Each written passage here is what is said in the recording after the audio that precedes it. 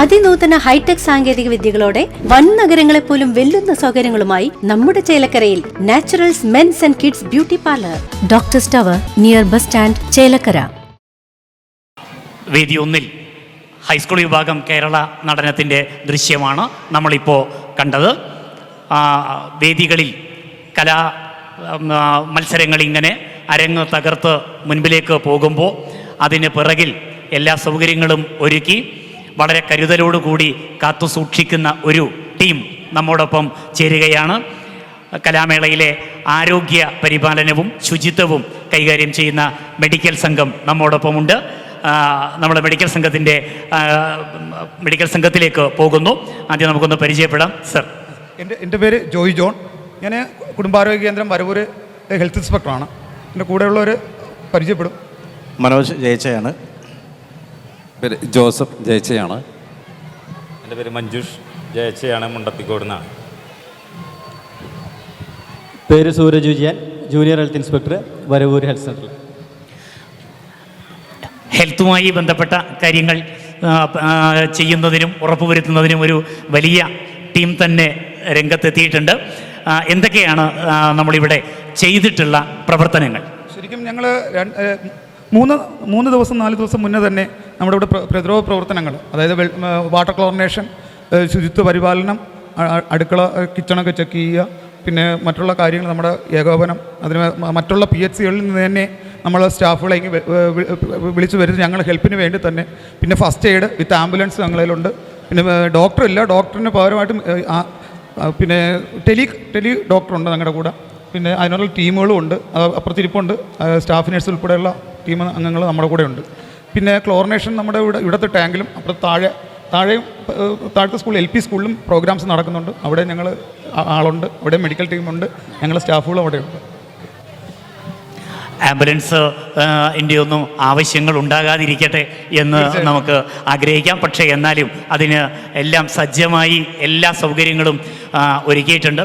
ഈ 4 ദിവസം ഏതെങ്കിലും തരത്തിലുള്ള വെല്ലുവിളികൾ നേരിട്ടിരുന്നുണ്ട്?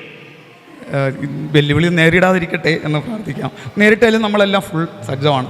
കാരണം വടക്കാഞ്ചേരി ഹോസ്പിറ്റലാണ് നമ്മൾ തൊട്ടടുത്തുള്ള റെഫറൽ ഹോസ്പിറ്റൽ. അവിടെ ഉൾപ്പെടെ നമ്മൾ ട്രയേജിന് പറഞ്ഞിട്ടുണ്ട്. എമർജൻസി സിറ്റുവേഷൻ കൈകാര്യം ചെയ്യാൻ അവിടുത്തെ മെഡിക്കൽ ഓഫീസറിന് സൂപ്രണ്ടിന് നമ്മുടെ ഇൻഫർമേഷൻ കൊടുത്തിട്ടുണ്ട്. നമ്മളെ ഹോസ്പിറ്റലിലും അത്യാവശ്യം ഫസ്റ്റ് എയ്ഡ് ഉൾപ്പെടെയുള്ള സംവിധാനം ചെയ്യാൻ ഏൽപ്പിച്ചിട്ടുണ്ട്. പൊതുവിൽ ഉള്ള മറ്റ് ഒരുക്കങ്ങൾ, നമ്മുടെ ഇതുമായി ബന്ധപ്പെട്ട് നമ്മുടെ ടീം നടത്തിയിട്ടുള്ള ഒരുക്കങ്ങളൊന്ന് റൈറ്റ് വിഷൻ്റെ പ്രേക്ഷകരോട് വിശദീകരിക്കാമോ? പൊതുവായി നമ്മൾ നടത്തിയ കാര്യങ്ങളിൽ നമ്മുടെ ഈ പരിപാടി നടക്കുന്ന സ്കൂളുകളില്ലാതെ ചുറ്റുവട്ടത്തുള്ള ഷോപ്പുകളിൽ, വീടുകളിൽ ഒക്കെ പല ആവശ്യങ്ങൾക്ക് വേണ്ടി ആളുകൾ എത്താൻ സാധ്യതയുണ്ട്. അപ്പോൾ അവിടുത്തെ വീടുകളിലെ കിണറുകളെല്ലാം ക്ലോറിനേറ്റ് ചെയ്തിട്ടുണ്ട്.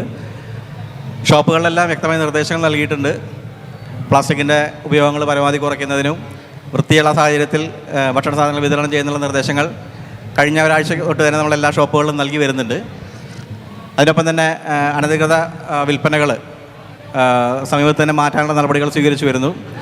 ഇൻസ്പെക്ഷൻ കണ്ടിന്യൂസ് ആയി നടന്നുകൊണ്ടിരിക്കുകയാണ്.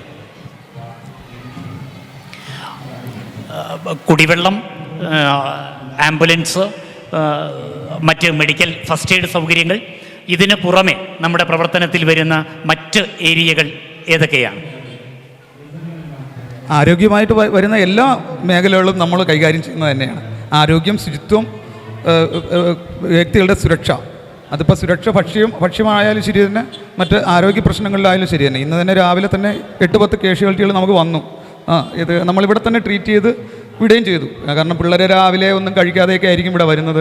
അങ്ങനെ കുറേ ക്ഷീണവും IRS ORS ഒക്കെ കൊടുക്കേണ്ടി വന്നു. നമുക്ക് അതൊക്കെ ചെയ്തു നമ്മൾ. അതിൻ്റെ കൂടെ തന്നെ എല്ലാ കാര്യങ്ങളും, പൊതുവായിട്ടുള്ള എല്ലാ കാര്യങ്ങളും നമ്മൾ മണിക്കൂർ വെച്ച് നമ്മൾ രജിസ്റ്ററിൽ രേഖപ്പെടുത്തുന്നുണ്ട്. എല്ലാ കാര്യങ്ങളിലും നമ്മൾ ശുഷ്കാന്തിയോടെ തന്നെ നമ്മുടെ ടീം ഇതിൻ്റെ അകത്തുണ്ട്.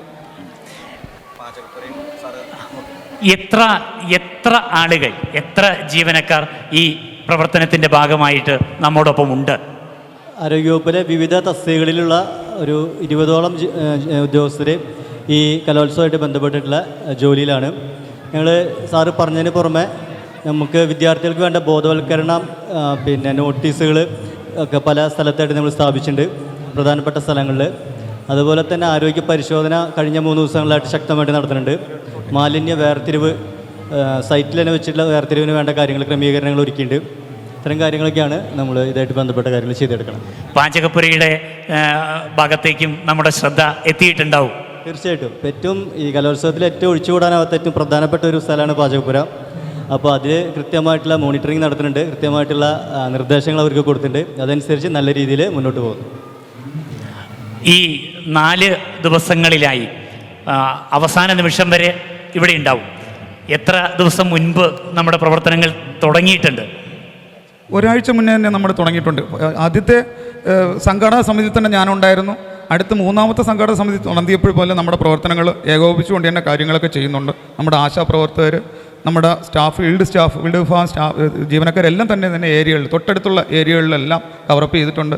അത് നല്ല അഭിപ്രായമായിരുന്നു. ഇന്നലെ നമ്മൾ ഷോപ്പുകളിലൊക്കെ ഇറങ്ങിയപ്പോൾ തന്നെ അവർക്ക് നല്ല ഇതാണ്. എല്ലാവരും നല്ല മോട്ടിവേറ്റഡ് ആണ് ഇതിൻ്റെ അകത്തുള്ള എല്ലാ ഷോപ്പുകൾ. അത് വേണമെങ്കിൽ നിങ്ങൾക്കും ചെക്ക് ചെയ്യാം. നിങ്ങൾ വേണമെങ്കിൽ ഏത് കടകളിൽ വേണമെങ്കിലും കയറി ചോദിക്കാം നമ്മൾ എന്തൊക്കെ നിർദ്ദേശങ്ങൾ കൊടുത്തിട്ടുണ്ടെന്ന്. അതിലൊന്നാണ് നമ്മൾ മോര് ഉപയോഗിക്കരുതെന്ന് പറഞ്ഞു. പുളിമോര്, പച്ചമോര് കുട്ടികൾക്ക് കൊടുക്കേണ്ടെന്ന് നിർദ്ദേശിച്ചു. ഒരു കടകളിലും നമ്മൾ നിർത്തിയല്ല.